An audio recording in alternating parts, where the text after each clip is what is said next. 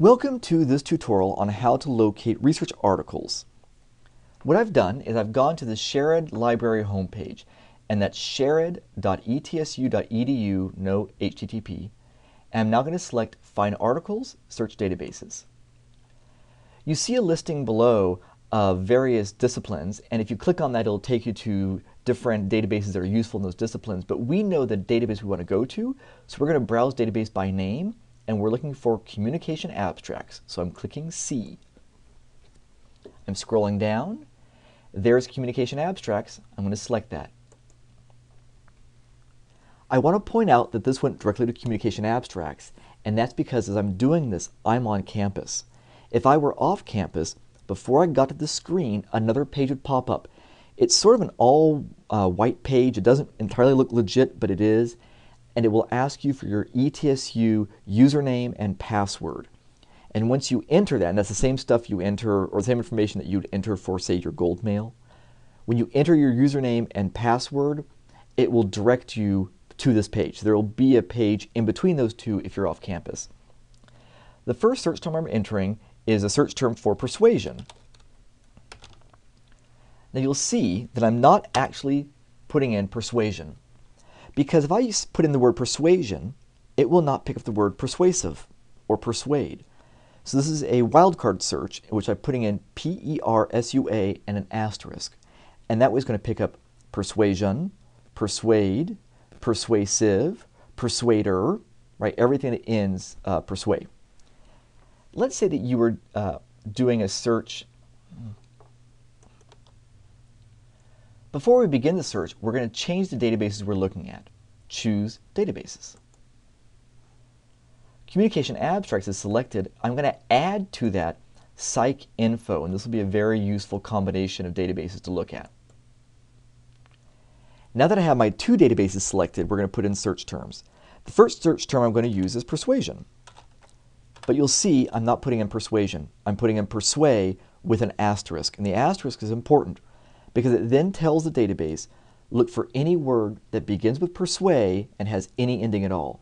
So this will pick up persuasion, persuasive, persuade, persuader, right? It picks up all of those, but if you just put in persuasion, it'll only return hits that have the word persuasion as opposed to, say, persuade. Let's say that you were looking for how eye contact affects persuasion, so you put in eye contact. We do our search. We got 15 results, but I also want you to select only scholarly or peer-reviewed journals. This will actually help you quite a bit. Even though it reduced the hits, it takes out the hits that won't be of use to you. Now we're going to get some hits, but we have to read each one of them and see whether or not it's actually about how eye contact affects persuasion.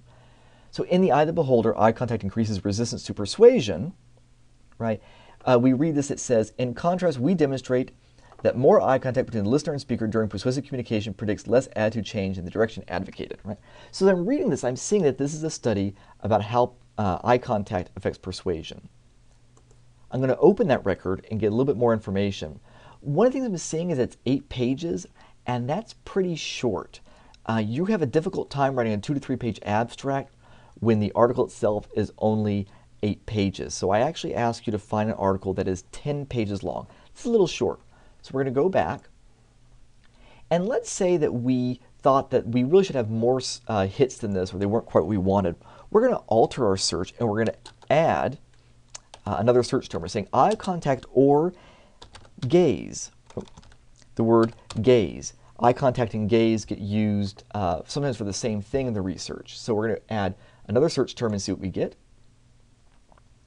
Well, now I have 19 hits. In the eye of the beholder, we've already seen that. Oh, but look at this. Now we have some more hits. Effect of gaze and speech rate on receiver's evaluation of persuasive speech. That looks pretty good. Let's open the record. I'm opening it. I'm seeing it's 14 pages long. As I read the summary, the abstract they provide, it says the study examined how gaze and speech rate affect perceptions of speaker participants' view, or of a speaker.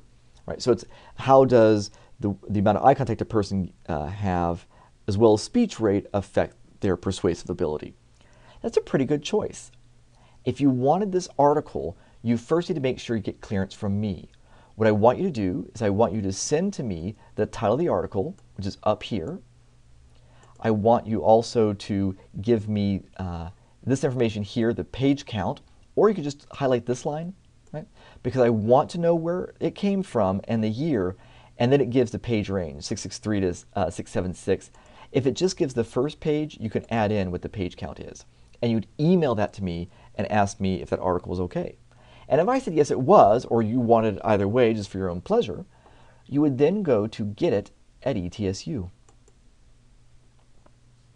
Right now, ETSU is searching to see how it can access that journal. And it's telling me in this case that journal is available by full text. If I click go, it should direct me to the full text. If that was not there, if it didn't have it in full text available to us through ETSU, that option wouldn't be there at all. But we would see it would be Interlibrary Alone. When you click on go, it'll take you to Interlibrary Alone, and you may have to log in using your login information, again, the same ETSU information you use for mail and such. And it will then have a screen populated with all the information necessary to request that article through Interlibrary Loan. Here's the quick process on Interlibrary Loan. It takes up to a week, sometimes a little more, but usually a week or less. They will send you an email when they have the article. That email will include a link. You'll follow that link, you'll log in again, and when you do, a PDF of the article will be waiting for you. They don't do hard copies. That's a pretty slick process.